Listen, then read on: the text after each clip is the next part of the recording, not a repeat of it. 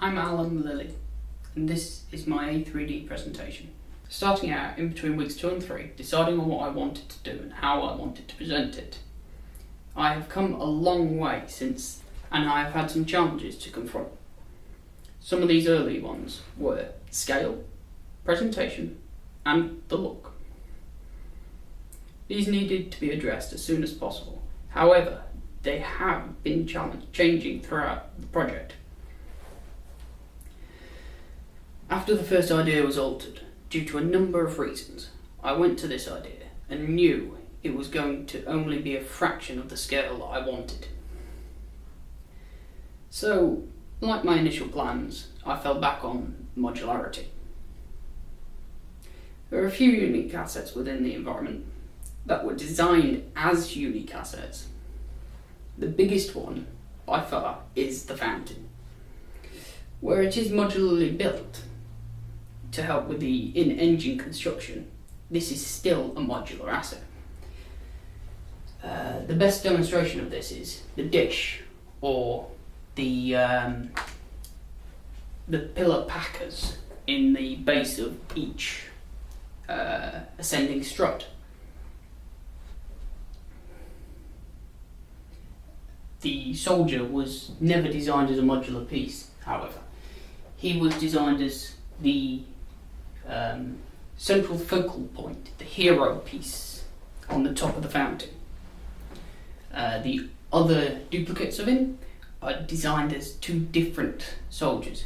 One designed as an at ease position, and one designed as ready. At Alpha, I had an environment but no textures. This was a little setback, but not by much. Where Alpha showed the environment how I more or less wanted it to look, I still wasn't very pretty. I didn't have all the cameras within the scene showing off what I wanted, and it was very dark. I didn't have the cameras that showed off the fountain like we have now in cinematic, and the fountain's only lighting was from underneath the map. Having all this in mind, since Alpha, there have been some considerable differences, the biggest one being the texturing. Within this time, I have been mainly using Substance Bitmap to Material, Substance Designer, and Substance Painter to compile and create the necessary textures that I required for my environment. In addition to this, I have altered the camera so that we can see a little bit more of the world with each camera, whereas within Alpha, things were just a blur as the camera went through. Lighting has been fixed as well to an extent, but it still has some shadow data kick in when the camera approaches. Another new addition since Alpha is the particle system. This was done in rather a roundabout way. I couldn't find any tutorials that were directly related to creating a particle system that resembled water. So I worked off something else.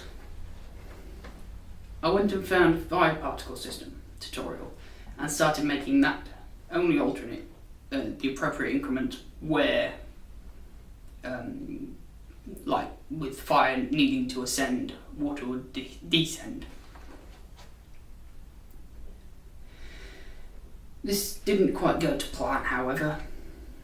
Now, I got some water, but it works well at a distance, but up close and personal, it looks really pathetic, and this is reflected in the cinematic. The cinematic still looks a little dark at times though, but it could depend on what sort of screen we're viewing it on. It looks fine more or less on a computer screen, but on like my phone for instance, it's almost completely black screen. Okay, so let's go on to looking at the areas. There are a grand total of 4 areas, or rather 3. The reason behind this is that there are 2 courtyards, One is, however, just an expansion of the first. The first one primarily is the fountain's courtyard, which we see in detail. The second, the expansion one, is for the arcade, which we only see in 2 cameras. The primary camera that we see it in is the second camera shot, going from the top of the arcade down towards the fountain, and we see it at the end of the first camera, just looking over towards it. In the same fashion this was designed, I went back to the second year's work and found the Spec 3D.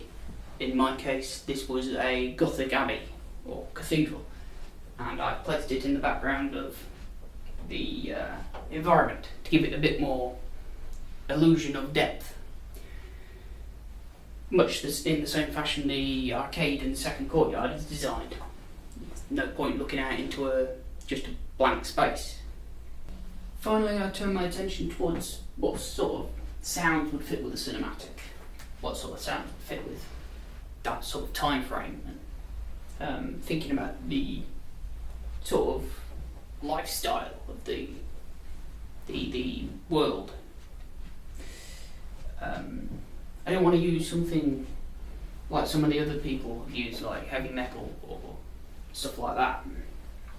So I felt it would detract from the overall outcome. I wanted something subtle, something that would be in the background, something that was quiet, but not too quiet that you didn't notice it, like the wind whistling through something. I didn't want something like that. I wanted something a little bit louder. Finally, I turned my attention towards what sort of sounds would fit with a cinematic, what sort of sounds would fit with that sort of time frame, and thinking about the sort of lifestyle of the world. I don't want to use something like some of the other people use, like heavy metal or stuff like that. So I felt it would detract from the overall outcome. I wanted something subtle, something that would be in the background, something that was quiet, but not too quiet that you didn't notice it, like the wind whistling through something. I didn't want something like that. I wanted something a little bit louder. This is all I have to say. Thanks for listening.